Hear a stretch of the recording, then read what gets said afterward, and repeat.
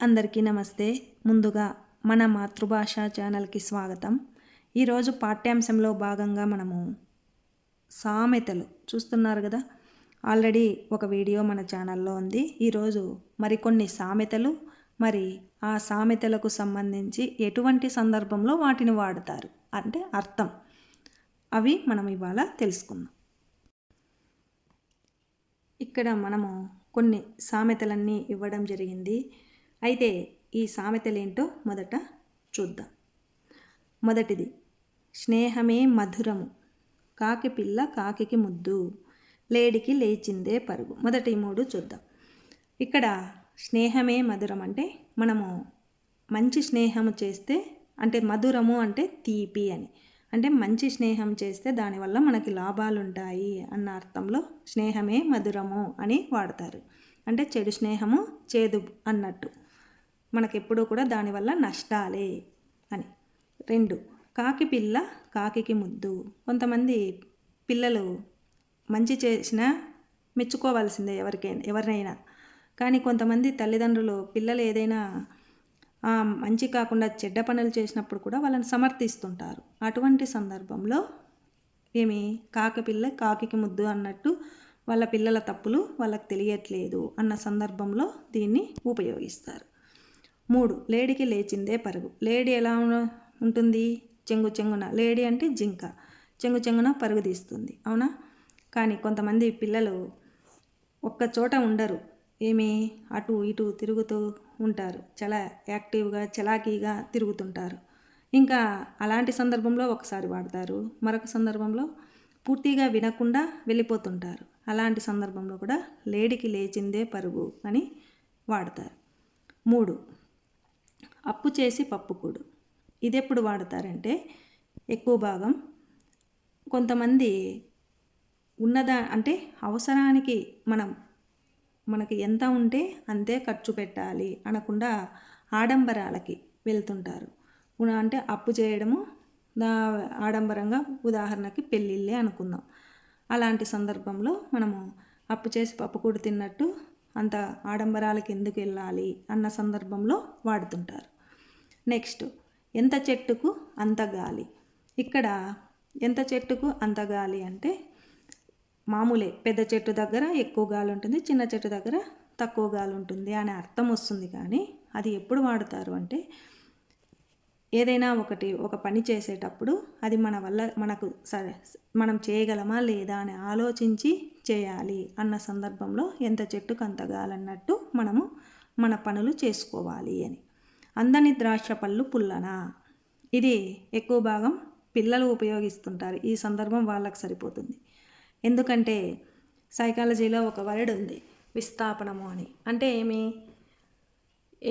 ఏం పరీక్షలో ఈ మ్యాథ్స్లోనో లేదు ఇంగ్లీషో ఏదో ఒక సబ్జెక్ట్ తీసుకొని దాంట్లో మార్కులు తగ్గినాయంటే వాడు సరిగా చదవలేదు అని చెప్పకుండా, అమ్మాయి కానీ అబ్బాయి కానీ, మా టీచర్ పాఠాలు సరిగా చెప్పలేదు అని టీచర్ మీద నింద మోపడం. అలాంటప్పుడు అందని ద్రాక్ష పళ్ళు పుల్లన అని వాడుతుంటారు ఆ సందర్భంలో. నెక్స్ట్, ఐకమత్యమే మహాబలము. అవునా? మహాబలమే కదా. అంటే కలిసిమెలిసి ఉంటే మనము ఏ పనైనా సాధించవచ్చు అన్న సందర్భంలో దీన్ని వాడతారు. నెక్స్ట్, కాకి ముక్కుకి దొండపండు. ఇది పెద్దవాళ్ళు ఎక్కువ పెళ్ళిళ్ళల్లో ఉపయోగిస్తుంటారు.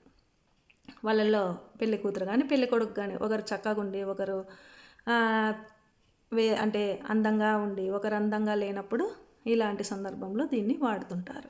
కాకి మామూలుగా ఎలా ఉంటుంది? నల్లగా ఉంటుంది. దొండపండు ఎలా ఉంటుంది? ఎర్రగా ఉంటుంది. కానీ అంటే ఆపోజిట్లో అందంగా అలా ఉంది ఆ జంట అన్నట్టు వాడుతుంటారు. నెక్స్ట్, పొరిగింటి పుల్లకూర రుచి. అవునా? అమ్మ ఎంత రుచిగా వండి పెట్టినా కూడా పక్కింటి ఆంటీనో పక్కింటి పిన్ని పెద్దమ్మో ఎవరో ఇచ్చినవి మనకు బాగా నచ్చుతాయి. అలాంటి సందర్భంలో నిజమేలే, పొరిగింటి పుల్లకూర రుచే కదా అని అంటుంటారు. నెక్స్ట్, తెడ్డుకేం తెలుసు పప్పు రుచి. ఇది ప్రశ్నార్థకంతో కూడిన మనకి సామెత. ప్రశ్నార్థకం అంటే తెడ్డుకేం తెలుసు పప్పు రుచి అని వాడుతుంటారు. తెడ్డు అంటే ఏంటి? మామూలుగా గ్రామాల్లో ముద్ద చేసేటప్పుడు ఉపయోగించే ఒక చెక్కతో కూడిన ప్లేట్ లాగా ఉంటుంది, దాన్ని తెడ్డు అంటాం. తెడ్డు మళ్ళీ దానికి ముద్దను కలపడానికి ఉపయోగించేదాన్ని తెడ్డు కట్టి అంటుంటారు. దానికి ఏం తెలిసింది, పప్పు రుచి. తెడ్డు అంటే వేసుకునేది. ఏదైనా కూడా కొంతమంది తెలిసి తెలియక మాట్లాడేటప్పుడు ఈ సందర్భంలో దీన్ని వాడుతుంటారు. నెక్స్ట్, పిట్ట కొంచెం కూతగణం. పిట్ట కొంచెం కూతగణం అనేది మన మామూలుగా పిల్లలు వయసుకు మించి మాట్లాడేటప్పుడు, వయసుకు మించి వాళ్ళ పనులు చేసేటప్పుడు 2 సందర్భాల్లో అది పాజిటివ్గా వాడతారు, నెగిటివ్గా కూడా వాడుతుంటారు. పిట్ట కొంచెం కూతఘనము. నెక్స్ట్, విద్య లేనివాడు వింత పశువు. ఇది పెద్దవాళ్ళు మామూలుగా పాఠశాలకు పిల్లలు వెళ్లకుండా అటు ఇటు తిరుగుతూ టైంపాస్ చేసేటప్పుడు, ఒరే మంచిగా చదువుకోనరా, లేదంటే విద్య లేనివాడు పశువుతో సమానము అన్నట్టు దీన్ని ఉపయోగిస్తారు. విద్యలు నేర్పే పెద్దలే గురువులు. అది అంటే ఏమి, మంచిగా ఇది మంచి ఇది చెడు అని తెలియజేసేదే విద్య. అవునా? అది సబ్జెక్ట్ పద్ధతిలో అయితే మనకు స్కూల్కి వెళ్తే టీచర్లు చెప్తారు. అదే ఇంటి దగ్గర అయితే అమ్మ నాన్న లేదంటే మనకు తెలిసిన మన పెద్దలు చెప్తారు. వాళ్ళే మనకు గురువులు, అంటే ఉపాధ్యాయులు అని. నెక్స్ట్, మనం ఇంతవరకు ఈ సామెతలు చెప్పుకున్నాం. మరొకసారి చెప్పుకుందాం. స్నేహమే మధురము, కాకి పిల్ల కాకికి ముద్దు, లేడికి లేచిందే పరుగు, అప్పు చేసి పప్పు కూడు, ఎంత చెట్టుకు అంత గాలి, అందని ద్రాక్ష పళ్ళు పుల్లన, ఐకమత్యము మహాబలం. లేదంటే అక్కడ ఒక్కోసారి ఐకమత్యమే మహాబలం అని కూడా వాడచ్చు. కాకి ముక్కుకి దొండపండు, పొరిగింటి పుల్లకూర రుచి, తెడ్డుకేం తెలుసు పప్పు రుచి. ప్రశ్నార్థకం. పిట్ట కొంచెం కూతఘనం, విద్య లేనివాడు వింత పశువు, విద్యను నేర్పే పెద్దలే గురువులు. ఇది మనకు మొత్తం సామెతలు. మొత్తం కాదు, ఇవాల్టి మనం చెప్పుకున్నవి.